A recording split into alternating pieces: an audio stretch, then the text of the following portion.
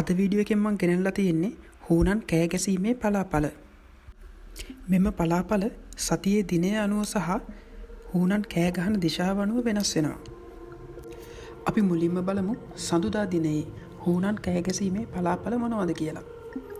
ඉහළ විපත් ඇසීම්, පහළ කාර්ය සඵල වීම, උතුර වස්තාභරණ ලාභ, ඊසාන සතුටු කතා, නැගෙනහිර ධනලාභ, ගිනිකොන කලහකාරී බව, දකුණ විරෝධතා, නිරිත කලහ බව, බස්නාහිර ප්‍රධානියන් දැකීම, වයඹ අවමගුල්.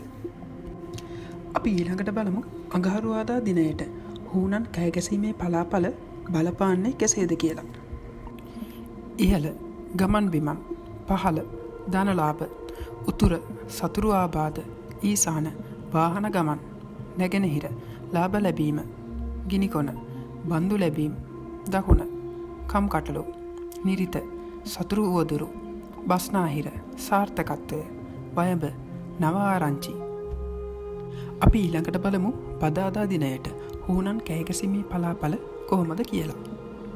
ඉහළ සුභ ආරංචි ලැබීම, පහළ ලාභ ප්‍රශංසා, උතුර සැප සම්පත්, ඊසාන කාර්ය සඵලය, නැගෙනහිර සන්තෝෂය, ගිනිකොන භාණ්ඩ ලාභ, දකුණ ශාරීරික පීඩා, නිරිත බන්දු හානි, බස්නාහිර ප්‍රියජනක බව, වයඹ මූල්‍ය හානි. අපි ඊළඟට බලමු බ්‍රහස්පතින්දා දිනයේ හුනන් කෑ ගැසීමේ පලාපල කොහොමද කියලා. ඉහළ කලහ බව, පහළ විපත්ති තත්ත්ව, උතුර නිෂ්ඵල බව, ඊසාන ආහාර ලාභ, නැගෙනහිර අසුභ බව, ගිනිකොන ගෞරව ලාභ, දකුණ ධනලාභ, නිරිත කාර්ය සිද්ධිය, බස්නාහිර අලාභ තත්ත්ව, වයඹ සුභ කතා.